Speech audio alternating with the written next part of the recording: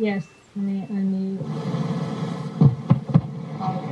Testing 1, 2, 3, 4. Sounds great. Thank you. Hi, this is Director Lane. Can you guys hear me? Up loud and clear. Thank you, Justin. At 6:30 p.m. Item 2, Pledge of Allegiance. Director Donato, will you lead us in the Pledge of Allegiance? And at that time, will everybody please mute their speakers?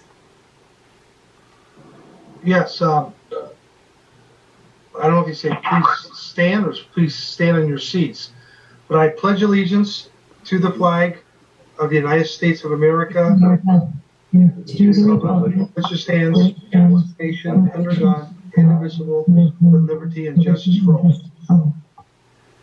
Thank you very much, Director Donato. Item 3, roll call. Madam Secretary. Thank you, Madam President. Division 7, Gary Van Dam. Here. Division 6, Audrey Miller. Here. Division 5, Robert Paris. Here. Division 4, Justin Lane. Here. Division 3, Frank Donato. Here. Division 2, Keith Dias. Here. Division 1, Shelley Sorcival. Here. Dwayne Chisholm. Here. Tilden Kim. Here. And Holly Hughes present. Thank you, Madam Secretary. Item number 4, adoption of agenda. I'll make a motion we adopt the agenda. This is Keith.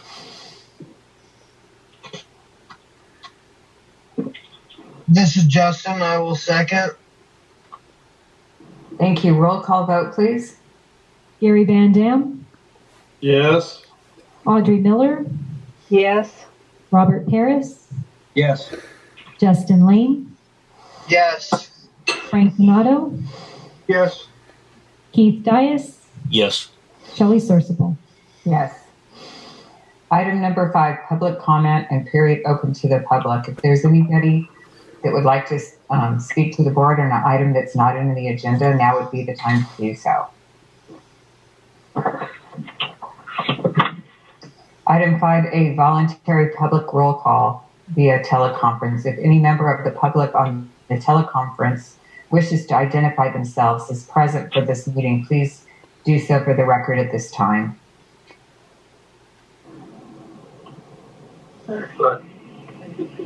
Item 6, new business. Yes, Board President Sorcival and members of the board, item 6A1 is a notice of intent to adopt an amended code of conflict of interest code, and to set a public hearing date for September 8th, 2020. The notice of intent is included in the board packet on page 6 of 68. As indicated, the scheduled public hearing date would be September 8th, 2020 at 6:30 p.m. And written comments on the proposed changes to the conflict of interest code would be due August 31, 2020 at 5 p.m.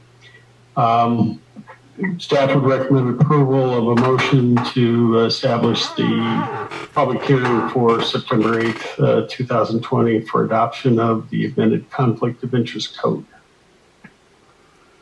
Okay, do we have any questions? Do you have a motion? I'll make a motion that we set the date for September 8th for discussion of the conflict of interest code. This is Keith. I second the motion. Any further discussion? It sounded like somebody may have had a question. Okay, roll call vote, please. Gary Van Dam. Yes. Audrey Miller. Yes. Robert Paris. Yes. Justin Lane. Yes. Frank Donato. Yes. Keith Dias. Yes. Shelley Sorcival. Yes. Item number 7, consent calendar. Do I have a motion to approve this consent calendar? I'll make a motion we approve the consent calendar. This is Keith. This is Justin. I will second that. Any discussion? Roll call vote, please. Gary Van Dam, Yes. Audrey Miller, Yes. Robert Paris, Yes. Justin Lane, Yes. Frank Donato, Yes. Keith Dias, Yes. Shelley Sorsable. Yes. Item number 8, items for consideration and possible action. Item 8A, Finance Committee, Director Donato. Yes. Hi, Director Donato. Yesterday, the Finance Committee met and we went over these items here. The first item was regarding the ordinance of 020-01, levying special taxes with AVEK Community Service District, CFD-90-1, fiscal year 20 through 21. I make a motion that we approve the levy for the upcoming year taxes.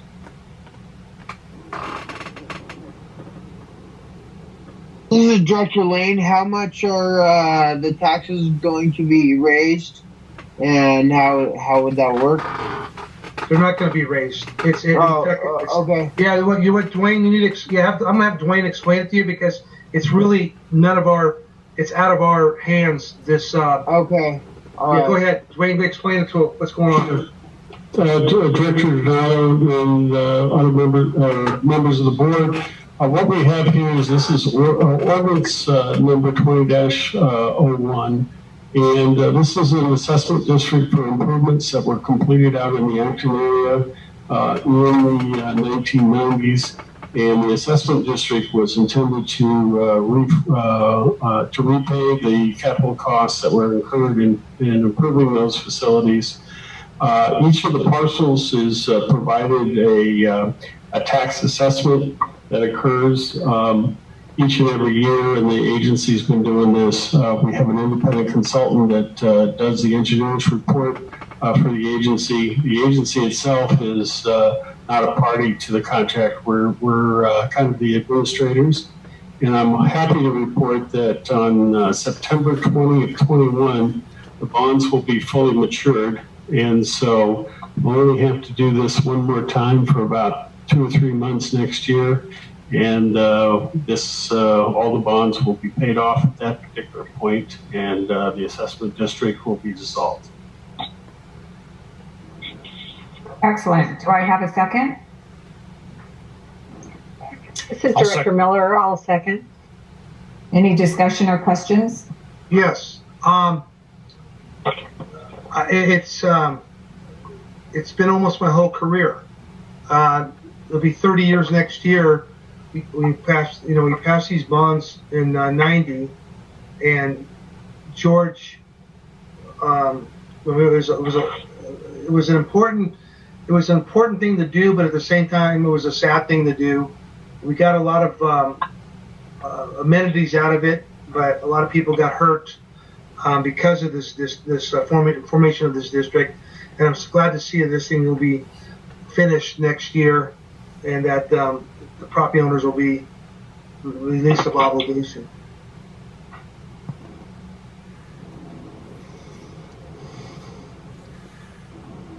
Okay. Roll call vote, please. Gary Van Dam, Yes. Audrey Miller, Yes. Robert Paris, Yes. Justin Lane, Yes. Frank Donato, Yes. Keith Dias, Yes. Shelley Sorsable. Yes. Okay. Director Donato, 8A2, please. Did the motion approved? Yeah, it's approved. Okay.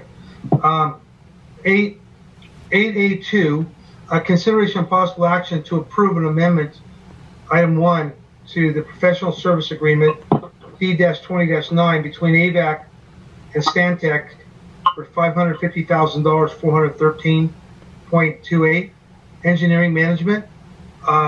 So I guess is Justin going to explain, or who's going to start in on this? Yes, Director Donato, we do have Joe Long, the project manager from Stantec, to provide a presentation for the board, similar to what was presented to the Finance Committee yesterday, providing the current update on the status of the project or where we are, and what is contained within the amendment, contract amendment. And as indicated, that contract amendment was for $555,000, $413.28. And with that, we'll allow Joe Long to make his presentation. And he'll go into a considerable amount of detail with regards to provide a little background on the project, and then also some of the interesting nuances that have occurred within the project that the team is dealing with. So, with that, before you start, Dwayne, explain to the board that this wasn't included in the bidding process and what the reason is, so we're in compliance with the Brown Act. yes. So this particular contract amendment was fully planned for. When we did the request for proposal for design engineering, we were completely unsure of what it would take to do the geotechnical and hydraulic investigation, and to try and ask a consultant to give us a bid on something that they weren't sure what that was going to be. The chances are that they're likely going to put a fairly large contingency in there to make sure if things are more than what they thought, then they would be covered. So staff, and working with Kennedy Jakes, our agent that's working with AVEK on this, intentionally put in the proposal that there would be a contract amendment once this work plan for geotechnical work and hydraulic work was defined. And we've since got that work plan defined, and this is the contract amendment that would cover the cost of performing that work. Any questions from the board with regards to why that was done that way?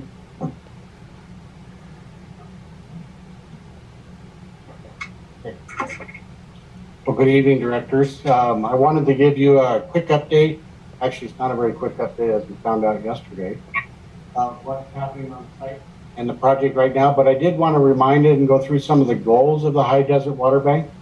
The goal of this particular project is to have a full capacity within the site for a 280,000 acre-foot storage, aquifer storage. It would allow for both recharge and recovery for AVEKs and AVEK's partners. That would also provide AVEK and AVEK partners the ability to recharge approximately 70,000 acre feet into the groundwater basin on an annual basis. Also providing AVEK and AVEK's partners the ability to recover 70,000 acre feet of groundwater on an annual basis. And then we wanted to build, or we need to build state water improvements along the East Branch to give us a total capacity of 300 CFS to provide water to our site that would be brought off of the State Water Project, and then provide an additional 150 CFS of conveyance capacity for future water bank developments that are outside this particular water bank as we talked about it today. So with some of the challenges that we've run into, I won't say that we run into, a lot of them we anticipated, but one of the largest that we're dealing with is approximately 35,000 CFS of flood flows that come out of a 100-year storm event. To give you an idea of what that really looks like, that would fill approximately 7 swimming pools every second as the water comes through the site. So it's not a small amount of water. And we've been working on flood routing programs to figure out which way is the best way to not only maximize the recharge area, but protect the site from a devastating flood in the area. Then another issue that is potential subsidence due to soil collapse. So part of our mitigation and in the investigation program is to evaluate what the soils collapse potential of the site is.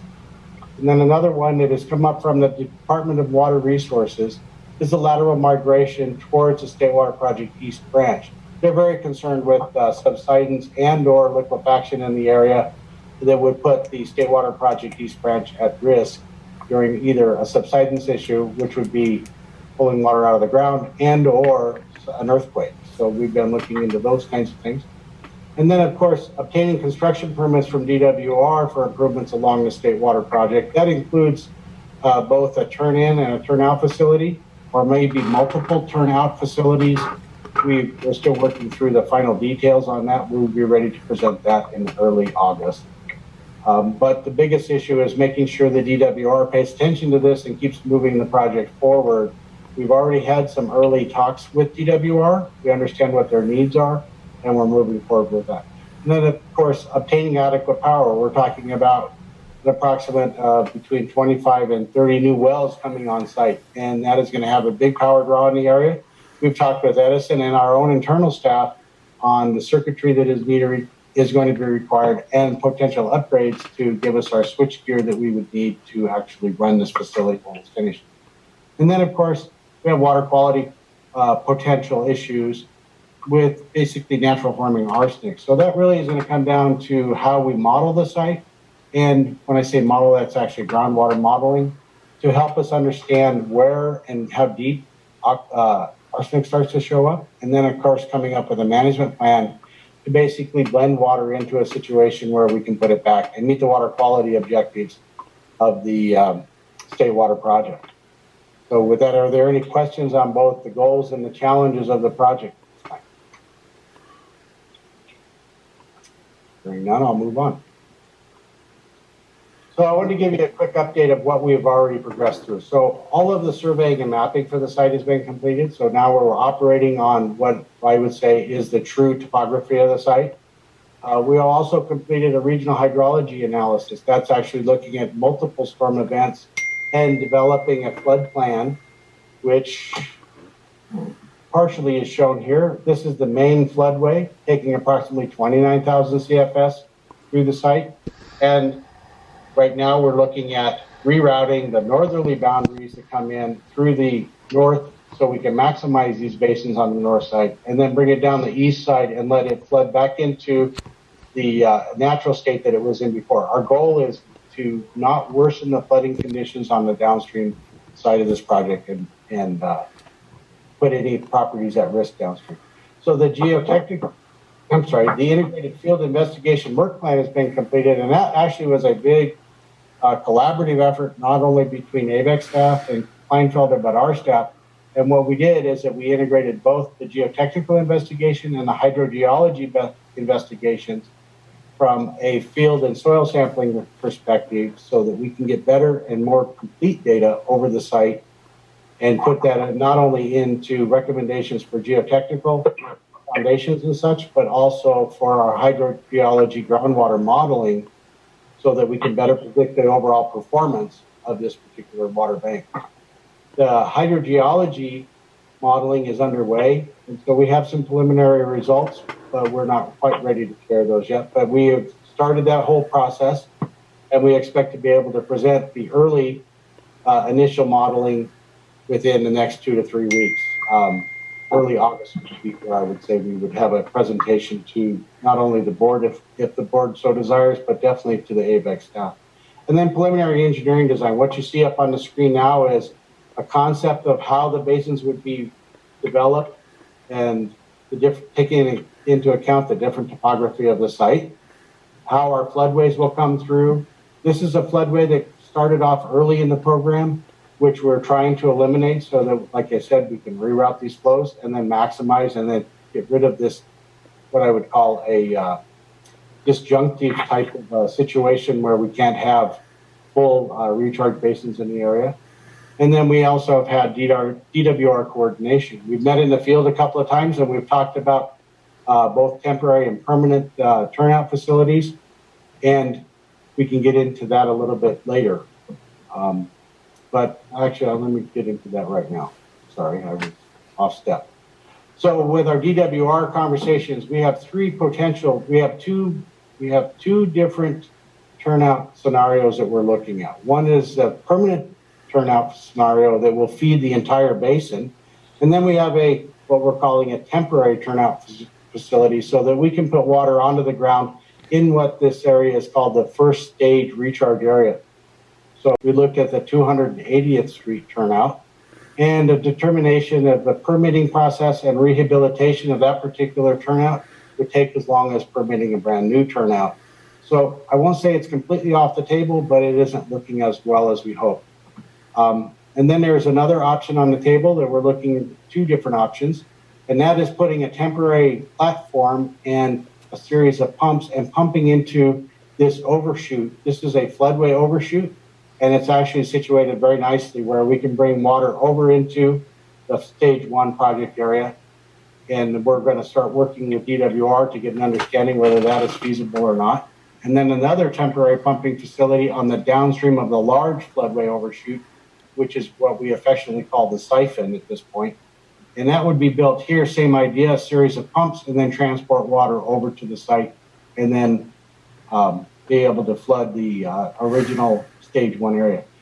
Now that's to provide us somewhere on the order of 40 to 50 CFS on a continual basis from the aqueduct. There are also 2 existing turnouts that are being conjunctive used between Tejon Ranch and AVEK. One of them is here at 294th Street. That's about 17 CFS, and that requires us installing a new pumping system and making modifications to the existing pumping facilities, and then ultimately building a pipeline over to the new site and then discharging into the basin.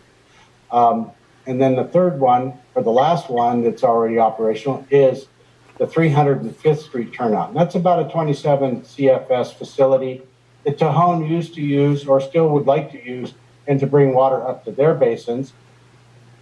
But that is done on an interim basis where they bring in a rented pump, a diesel pump. What we would want to do is convert that to an electric pump and then, again, provide a pipeline down and discharge into the stage 1 recharge area. So those are the 3 items that we're basically working with DWR on to see which one is the most, 1, cost effective, and 2, the most feasible to work with. The biggest problem with 280th, and I failed to mention this yesterday, is that it actually discharges onto private property, which then would ultimately require AVEK to go in and make arrangements with the current property owner to build a pumping facility and then pump over to our stage 1 recharge area. Any questions on that particular aspect of the project?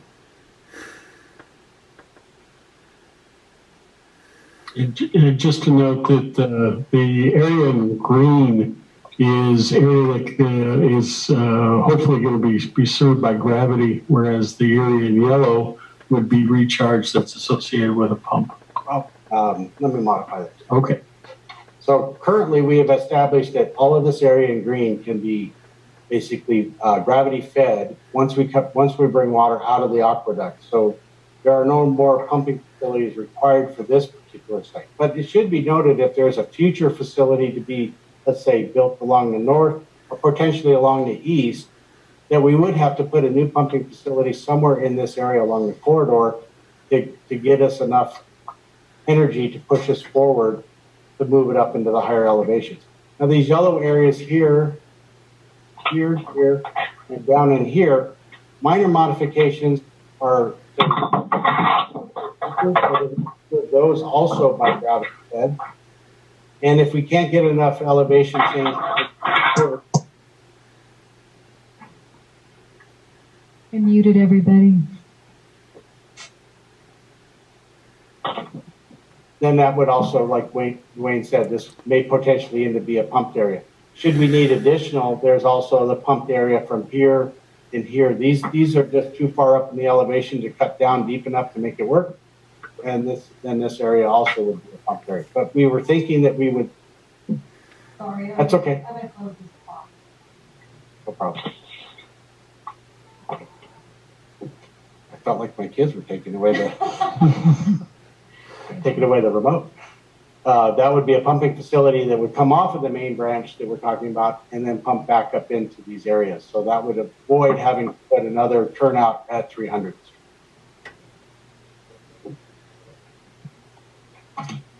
What I wanted to show you is the extent of the flood considerations that we're dealing with now. So this is Avenue A, and this is 280th Street, and we're just north of Avenue B. As you can see, there's your testing. Those are the original testing places that were put in. And we have approximately 35,000 CFS is crossing this line right now. And so that's basically the majority of the southern portion will be handled through that flood canal that we had talked about a little bit earlier. And our biggest issue was trying to figure out how to reroute these floods coming from the north.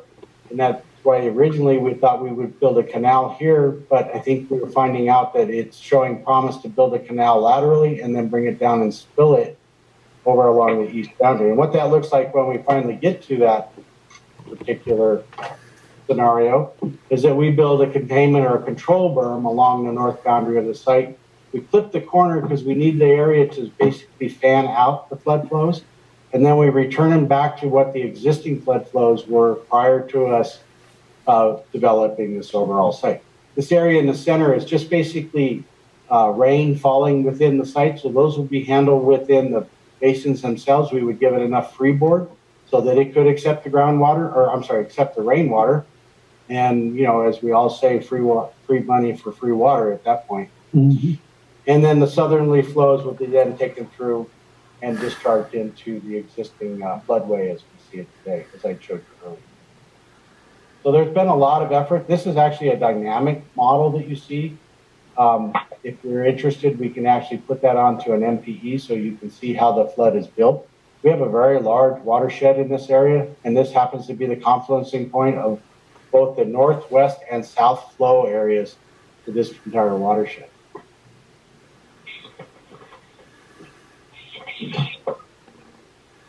So really what I wanted to talk about tonight is the integrated geotechnical and hydrogeology.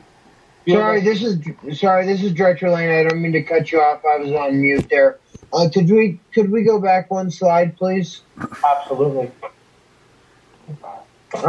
How far to the east does this floodplain go to? I couldn't quite see here on my map. So I have arbitrarily clipped this right here along the east boundary, but the floodway actually runs all the way down to the dry lake bed. Right. And I know, and is this AVEK's responsibility, or is this just kind of a plan of, because just because of the issues of Edwards not wanting to have any type of floodplain onto the dry lake bed. Also, Director Lane, let me explain a little further. Let me back you up one more slide just to help me explain this. So this is the current floodplain. This is the as is condition. There are no So you can see that the floodplain just continues along its north or along its east boundary.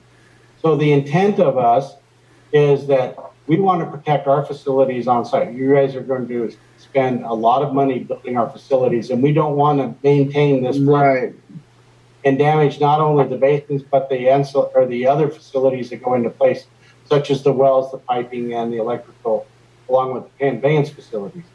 So this is how do I want to say? I would say it's of your own prudence that you want to protect your own site, but then we have a responsibility to return the flood flow back to its natural state before it leaves our site. And hence that's why, next slide, that's why we're using this east boundary as a corridor to push the flows back over the top of 280th Street and re-put them back into the existing floodplain that was started long before you and I ever got on this planet.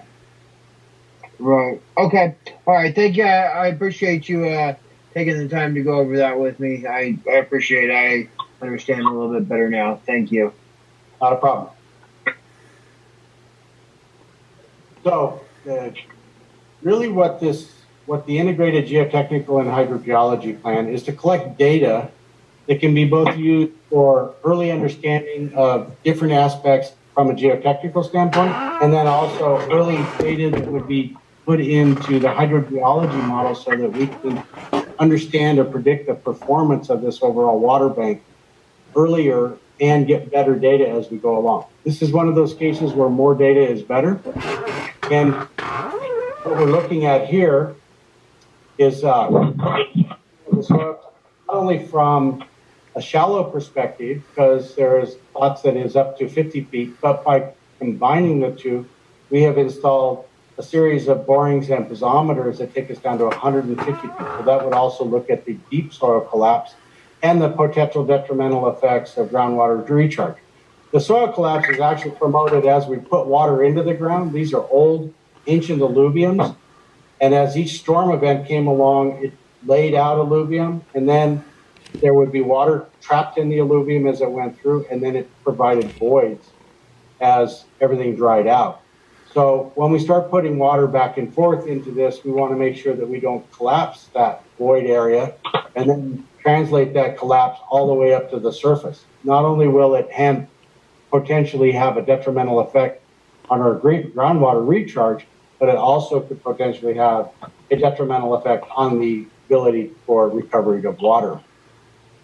And then we want to be able to improve the predictability of the groundwater modeling. And that's one thing we're finding out as we've gone through the geotechnical. We're finding very shallow lenses of area that are what I would call hydrophobic, meaning they basically don't want to let water go through because they have a higher clay content.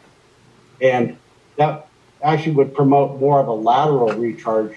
So we want to get a better understanding of where those lenses are, and that will also guide us on how we lay out not only the recharge facilities, but also on our groundwater recovery facilities. So again, like I said, the potential lateral movement, and the biggest issue for potential lateral movement during recharge or after recharging is if we have a lateral movement towards a state water project that potentially could cause the potential of subsidence, and then obviously cause a problem with capacity along the state water project. The other, like I said, we were talking about soil collapse at depths of greater than 50 feet. So the near surface is also a big issue when it comes to recharge, because we have to pass through what I call the vadose zone. And if the vadose zone starts to collapse, that's actually going to greatly reduce our ability to get water into the ground. So once we understand all of these ideas, all of these issues, or have a better understanding by more data and early data, then we can start to lay out where and when and how the recharge facilities will ultimately be recharge layouts, and then also the recovery layout. Then the other thing is that we want to be able to, by getting this early information, is that we're going to optimize the future well field operations and mitigate potential water quality issues. So all along, we have felt that there are deep wells, which are high producers in both volume and flow rate, but then we may have to mix that water with water that essentially has been deposited from the state water project in the shallower, more vadose zone area. And then we would have a mixing of the two to basically blend this out so that we can meet the water quality going back into the state water project. So we cannot be in a position where we degrade the water quality within the state water project. It may also require that we have some sort of water treatment. But again, our goal is to try to blend this off, get it down to a minimum, and then if possible, if necessary, we would also then put in a water quality treatment facility that would take a portion of that water and then balance blend it off into where we would get to. Then the last thing is that we want to minimize the potential contingencies and risk. So we don't want to start building these facilities, especially at the cost that we're dealing with, and have large contingencies and not understand what the risk is. So all of this information makes it much easier for our team to be very, very transparent in what's happening. And we want to communicate these issues early and often as we're going through and developing the overall project.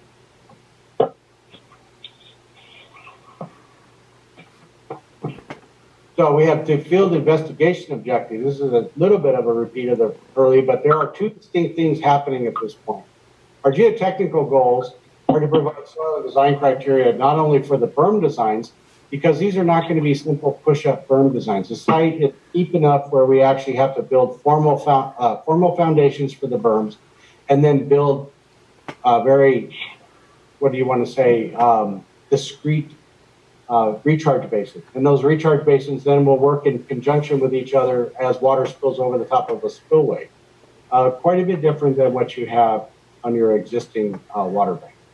And then it comes down to pipeline and trenching backfill requirements. We are going to be moving a lot of dirt. We want to make sure that we can give good recommendations to not only the contractors are coming out to reduce their contingencies on building pipeline facilities, but we also want to understand what is the potential of settlement and things like that when we go into the backfill and trenching requirements for our pipeline. Active and passive soils, retaining structures. We'll have retaining structures around the turnout facilities holding up the side of the state water project berms as we go in. And then, of course, the foundations themselves. What are the active and passive soil pressures that we can design to? So that will definitely feed right into the overall design. And then at the end of the day, it's also going to lay into how do we operate the facility and take advantages of the different geotechnical. Now, switching to the other side of our goals is the hydrogeologic. And this is really the heart goal of this entire project.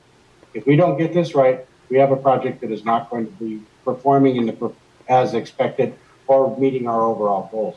So one of the things is to get early information on characterizing both the vertical and the horizontal variations in lithography, stratigraphy, and hydraulic properties.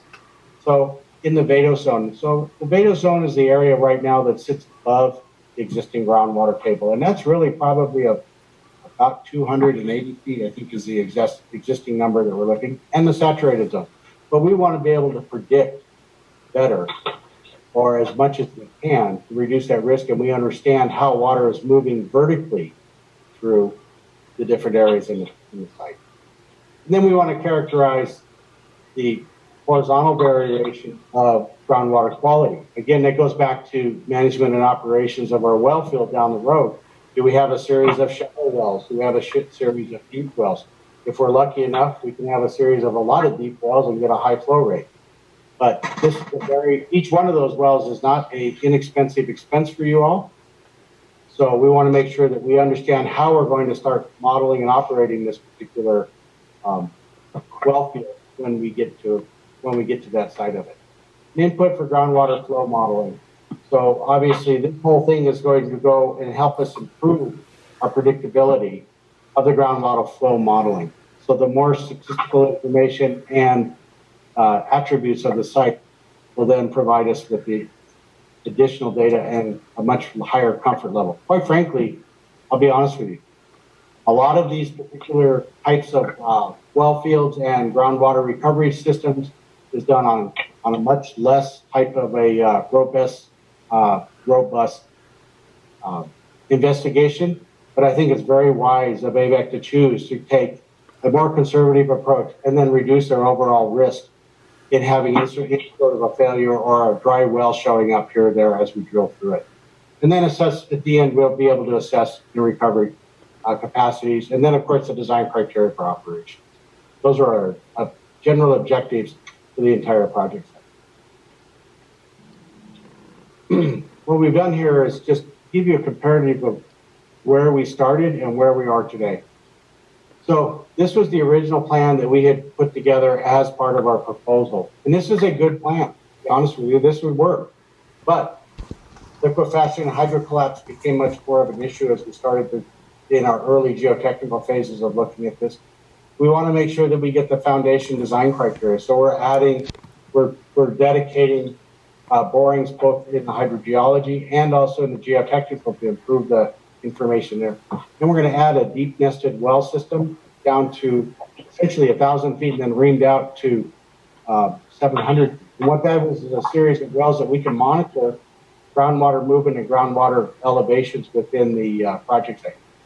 Again, we were going back to the test pits. That gives us the shallow lithography that we're looking for, because that's the piercing portion of the site as we go from existing surface into the Vado zone. And then we're also putting Vado zone piezometers, new ones, or additional ones, and primarily those are focused along the state water project so that we can understand the lateral movement and monitor the groundwater as we go into a recharging facility or recharging scenario, not only for stage one, but the ultimate facility. And then the spatiosonar, these are intermediate. These are looking at a little bit deeper of the area down to about 150 feet. So these are all actually being installed as part of this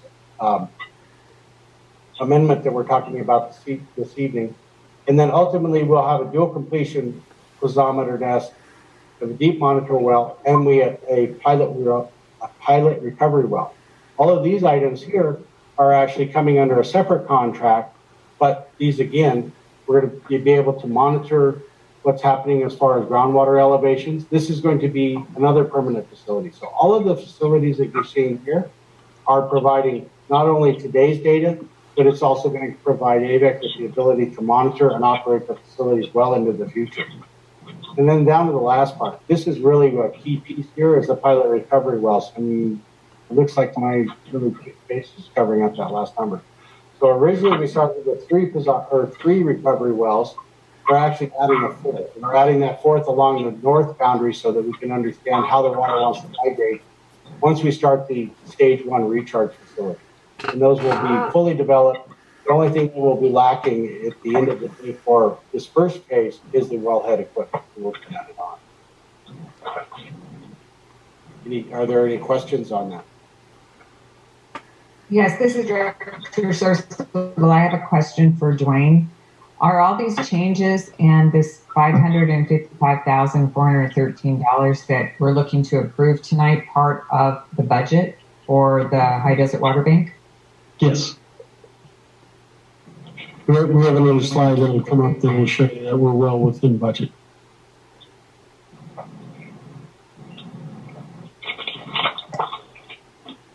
Because as I mentioned earlier, we had anticipated this contract amendment change from the very beginning, so we've included budget contingency numbers for these contract amendments.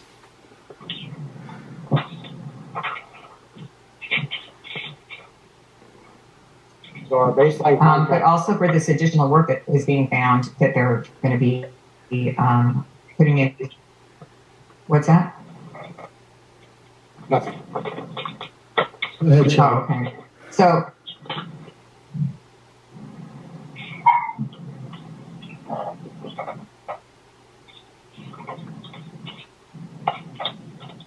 Actually, a little latitude. Sure. So when we proposed on this project, these concepts were not anything foreign to AVEK. Hello? So you're cutting it out a little bit. I know. I'm having an internet issue. You sound okay. You can proceed if you have a question. No, that's what I wanted to know.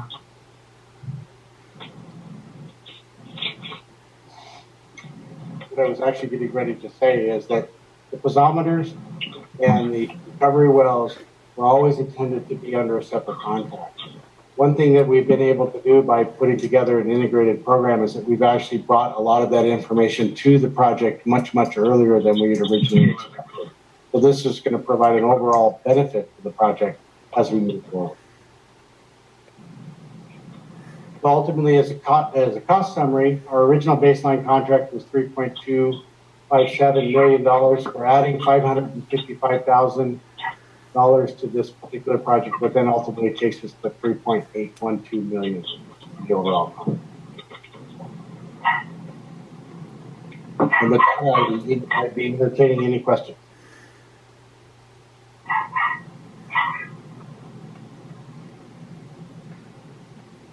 Okay, well, thank you very much for your presentation. That was very good.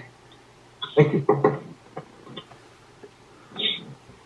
Okay, do I have a motion to approve item 882? Yeah, I move, this is Frank, that we approve the $555,413.28 to amend the contract. Dwayne? Yes, in essence, just to put it in plain language, all the work Joe and Santac are going to do out in the field that we just discussed we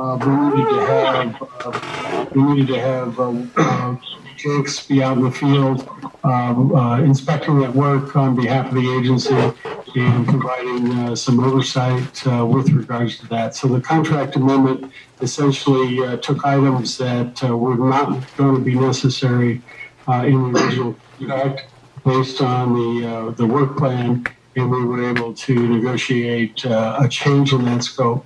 While there's no additional fee associated, it's just that the work itself is being done. In particular, Justin Lipsey is here in case you want to get into the details of the contract amendment. But in essence, what I said is that with all the field work that's going to be occurring with regards to the piezometers and the monitoring wells and all of that, this contract amendment would provide some oversight services for that particular project.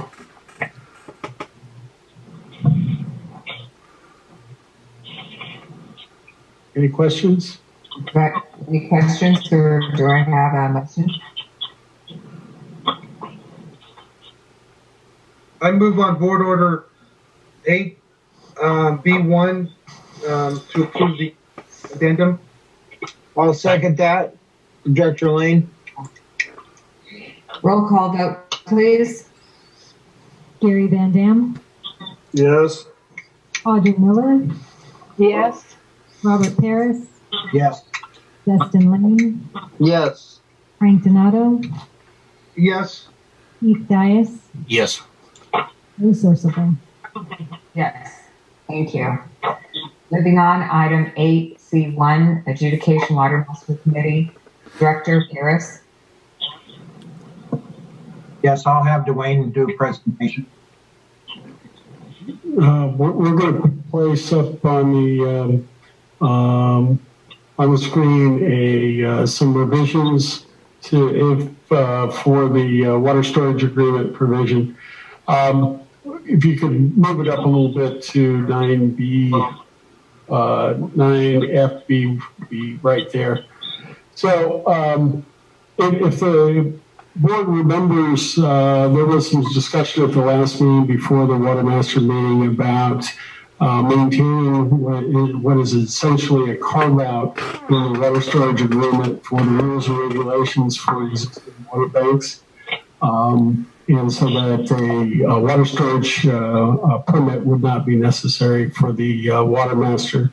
That information and I guess the policy in that direction was forwarded on to the Water Master Board, and they approved the rules. The Water Master Board approved the rules and regulations with the exception of this Section 9.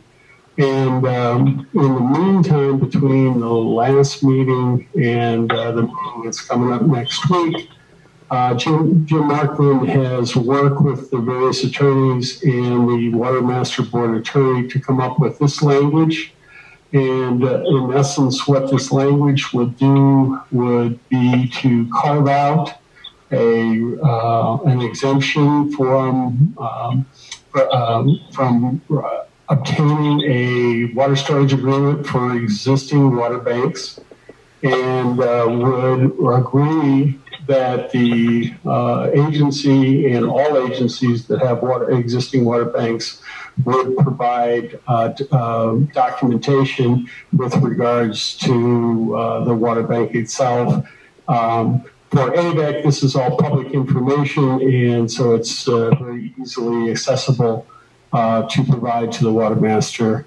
And but it does not, we would not be under any kind of permit or contract or any of those operations any of those kind of legal entanglements that would potentially change the way we operate the facility. So I think this has been quite successful in getting this language together. It has been presented to the various attorneys and other interested parties, and it seems to be acceptable to everyone that's involved. And is anticipated that this language that I've shown here on the screen will be going before the Water Master Board, and it seems to comply with all the with the direction that the board has provided staff and the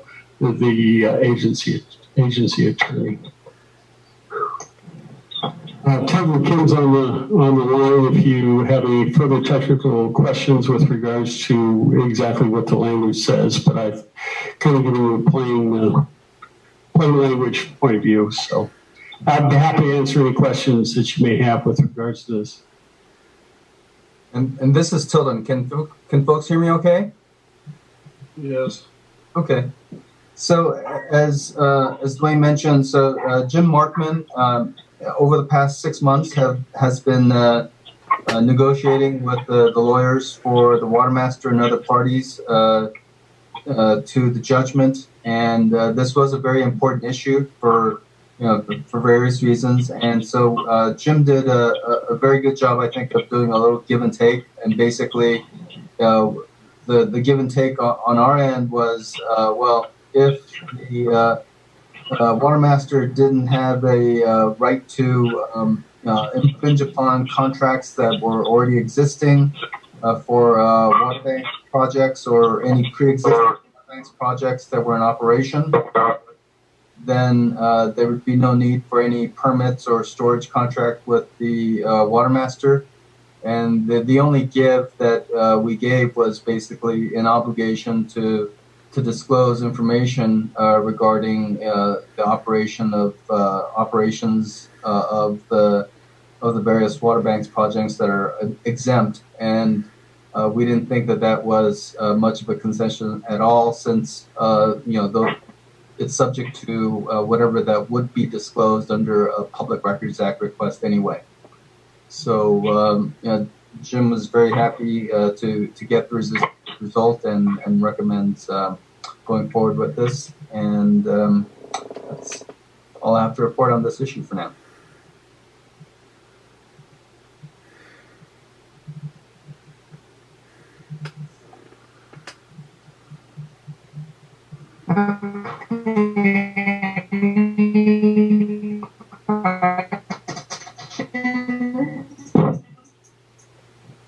Sorry, Shelley, you're breaking up. Was that a Martian?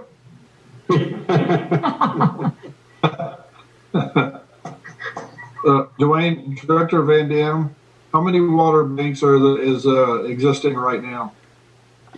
Well, it's I can only talk to you about the ones that AVEK has that would fall into this category, and that would include the two, which is the East Side and the West Side Water Bank. Okay, and if there was a future water bank, this would cover a future water bank, or this just covers old ones, existing ones? Just the existing ones. The High Desert Water Bank or any expansion of water banks would be covered by a separate water storage agreement. Okay. And that's the end of my report. So you need a motion? No. You don't motion, just consensus direction to the representative, which is Chairman Paris, to move forward with the revised Section 9. Okay, I move that we approve 8C1, how the draft in front of us has been presented. Do we need a motion or? A motion would be appropriate, and we can do a motion and a roll call vote, and that way it'll be in the record. I'll second that motion. This is Rob. Can I'd like to make a comment. I'm really excited that Jim and the attorneys got together and worked on this, because this was very sensible.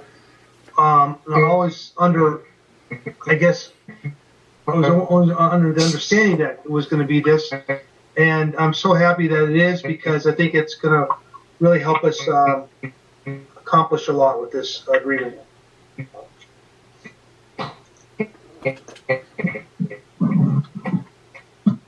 Consensus. Okay, great. So we're going to do a roll call vote. Keith, wasn't have Keith take over. Okay, any other questions? Can't hear you. Shelly, you might want to call in instead of using your internet audio. That would give you a lot clearer signal.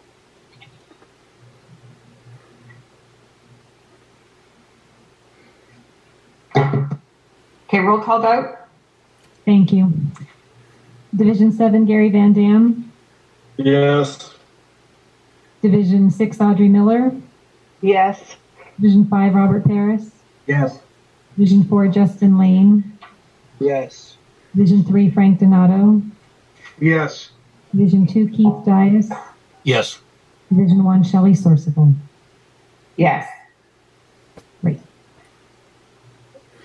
Item 9, old business, none.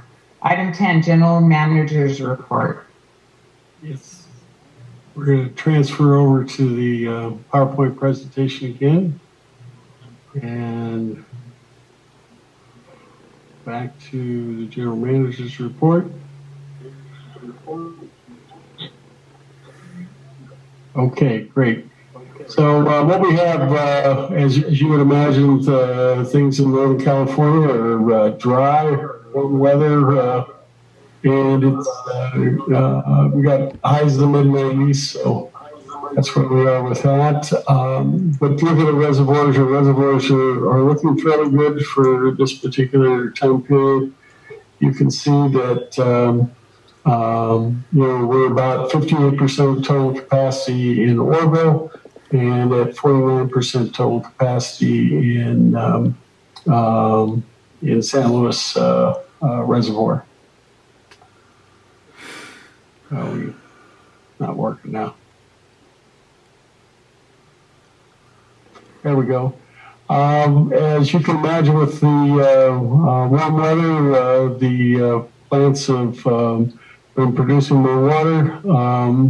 And you can see we're at 35 million gallons a day, about third of the capacity of the Quartz Hill plant, 40 million gallons a day through all of the various facilities that we have. And as long as the weather stays warm like that, you can imagine, you can guarantee that our flows will continue to be close to that level.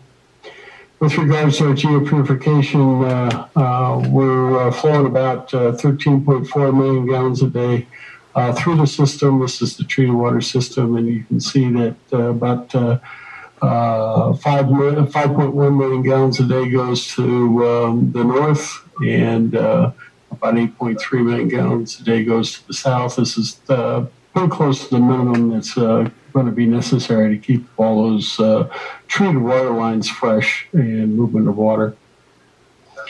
As far as our water banking goes, the only water banking we're doing is on the east side. That's primarily for water quality purposes and providing that water to the Lake LA region.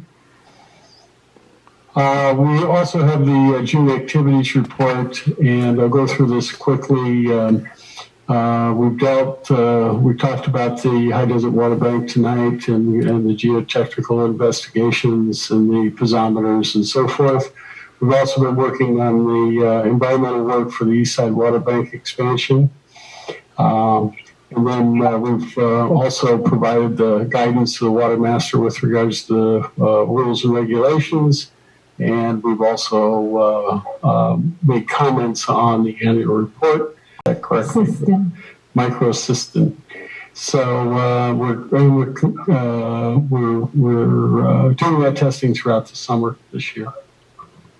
As far as the financial integrity, we've looked at approved a term sheet to transfer 7,000 acre feet of our table A to 5 islands. We prepared a draft response to the federal benefits for the SNP Phase 2 project, and we're move. And that's going to be forwarded on to Bureau of Reclamation and so they can include it in their 2021 federal budget. We're going to have a special workshop, which is a week from today, to consider the AVEK budget. We've approved the tax rates tonight. I shouldn't say that. The tax rates 2 meetings ago, I should say. And we've also identified a new Bureau of Reclamation's Water Smart Drought Response Program grant that seems to fit, maybe a good source of funding for our East Side Water Bank project. And it produces about the maximum on that is $1.5 million, which would be about 50% of the project cost. And our project is estimated at about $3 million. So it seems to fit that process. You'll see more about that in the next board meeting. And as far as human resource stewardship, we've implemented our COVID-19 compliance plan. The revisions that are going to the Personnel Committee for final review before they come to the board. We've also completed our compensation study with Coffin Associates, and we got a new organizational structure for 2020 to 2021. And we're recruiting operator and electrician positions to fill vacancies that we have, and we're planning interviews in late July. As far as communications go, we've delivered a presentation regarding the agency's electronic communication policies. We've distributed a press release announcing the agency's Proposition 1 grant that got picked up by several newspapers. We approved the distribution of the agency's first customer letter.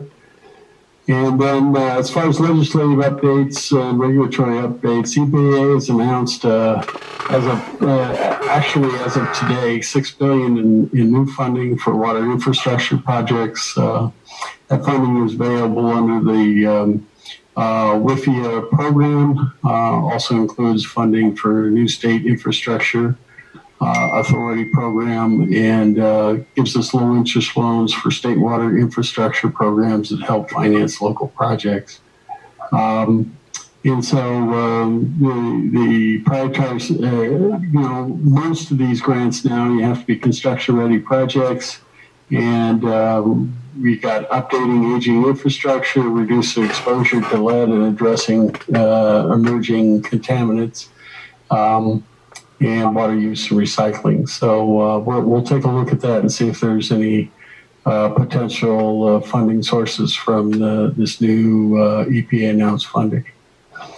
And as you know, we've heard that the COVID-19 restrictions have governor announced that there was a rollback in quite a few things, fitness centers, worship services, protests, dining restaurants, both indoor and outdoor operations of bars and so forth. So as far as events and schedule, we got our special board meeting, budget workshop on Tuesday, Water Master Board meeting on a Wednesday, and then our Aqua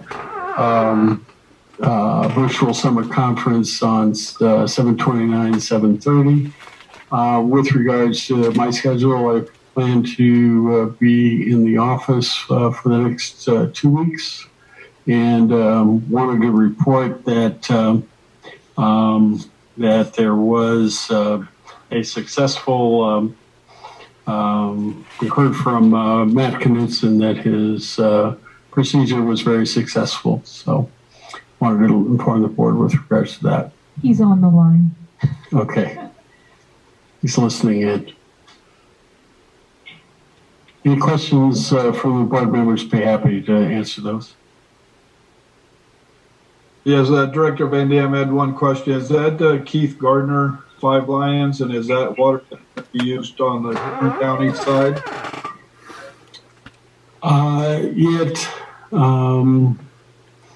That water for, that's a landowner exchange, common landowner exchange. The actual water will be used in Kern County. Okay, thank you. Yep.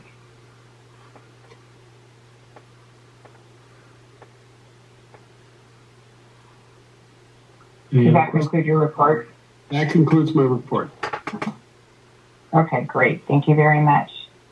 Next up is a special item, and I guess we need to adjourn to the Antelope Valley Eastern Water Agency Financing Authority. Is that correct? That's correct. So you need a roll call vote to adjourn to the Finance Authority. I'll make a motion. We adjourn to the Antelope Valley East Kern Water Agency Financing Authority. This is Keith. This is Rob. I'll second that motion. Roll call vote, please. Gary Van Dam, Yes. Audrey Miller, Yes. Robert Paris, Yes. Justin Lane, Yes. Frank Donato,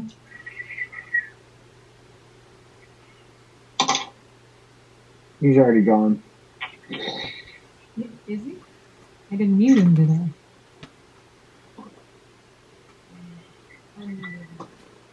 Frank Donato. What? Oh, your turn. Oh, hang on. Where's my... Can you hear me? Yeah. Just need you to Say yes. We're doing. I did say yes. I didn't hear you. Oh, we didn't. Oh, hear I'm you. sorry. Okay. Keith Dias, Yes. Kelly Sourceable. Yes. Okay, SBO-FA, Notice of Intent to Adopt an Amended Conflict of Interest Code at public hearing set date for September 8th, 2020 for AVEK Water Agency Financing Authority. Special Board Order FA-SBO. Do I have a motion? Am I on the right? Is this the new meeting? Yes. Okay. All right. This is Rob. I'll move approval of Special Board Order FA-SBO.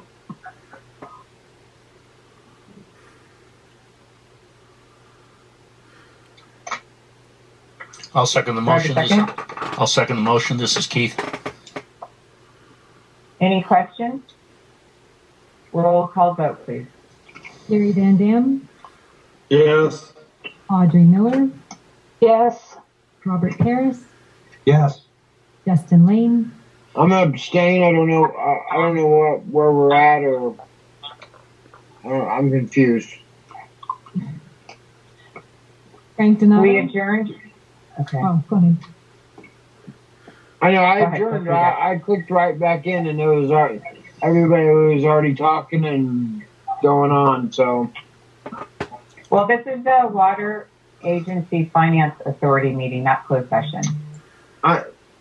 okay, yeah, I was literally off for like not even 2 seconds, and you guys were like already in the middle of a conversation and asking for a vote. So Okay, so you're going to abstain?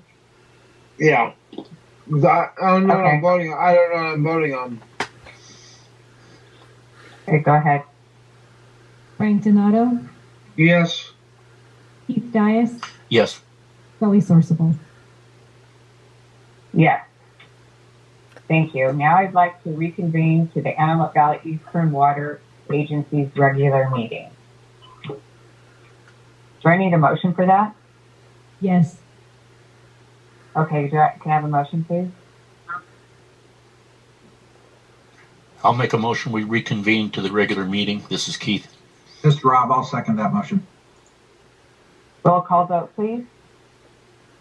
Gary Van Dam, Yes. Audrey Miller, Yes. Robert Paris, Yes.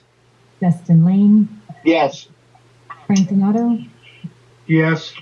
Keith Dias, Yes. Kelly Sourceable. Yes. Thank you.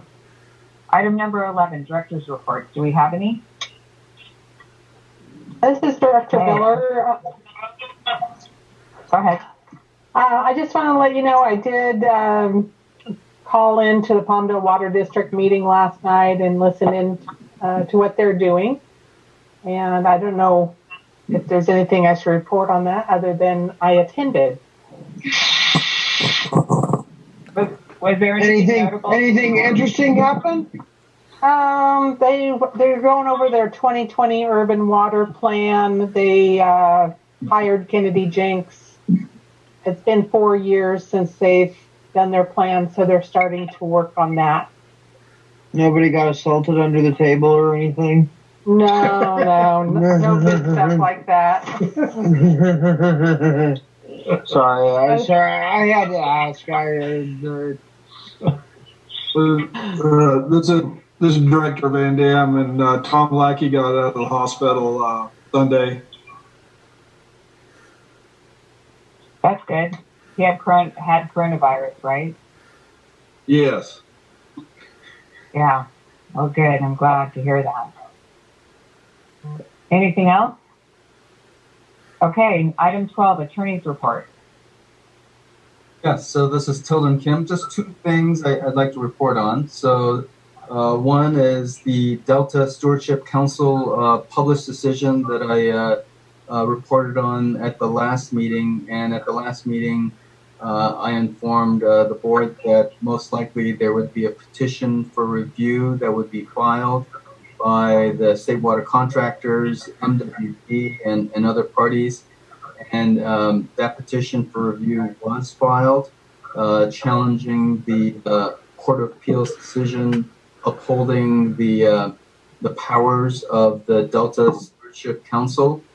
And so that petition review has been filed, challenging the decision on the grounds that it exceeded the legislative powers given under the statute to the council, and that the decision also conflicts with the State Water Board's jurisdiction and powers.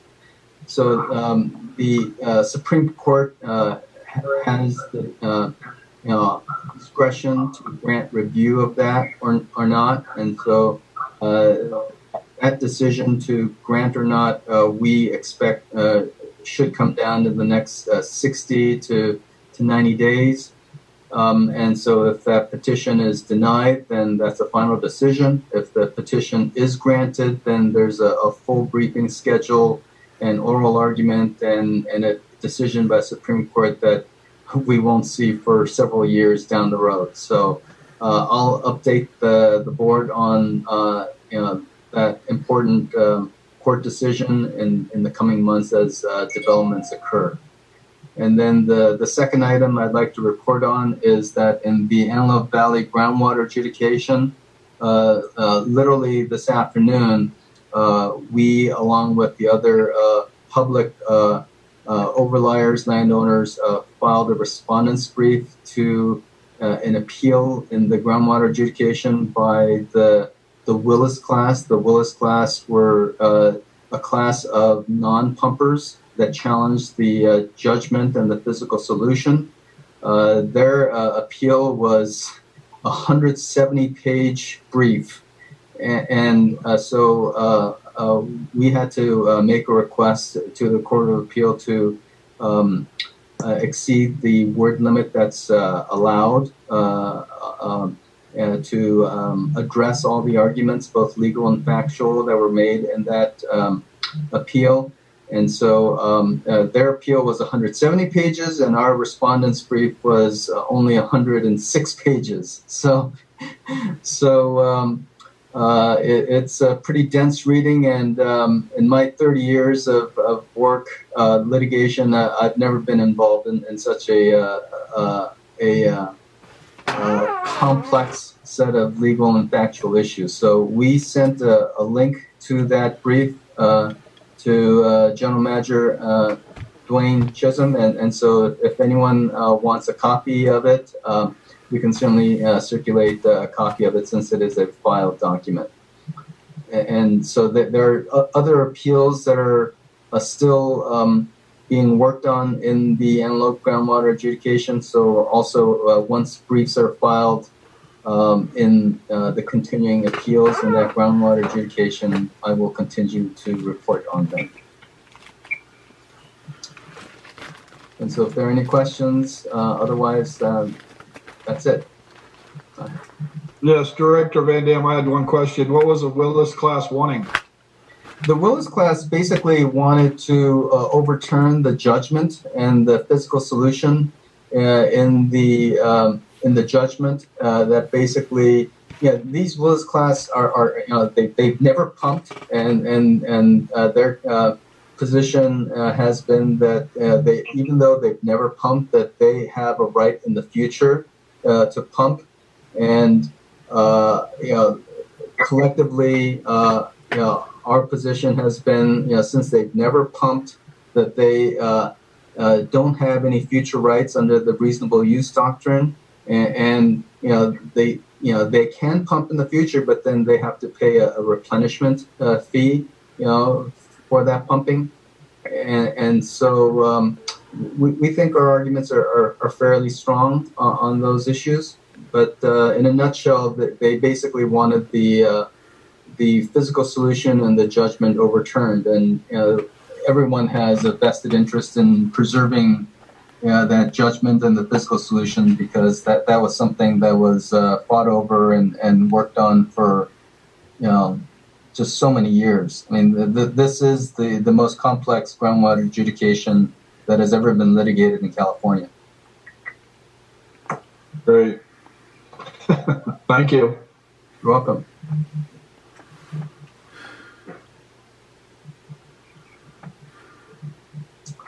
So that's all I have to report for the attorney's report.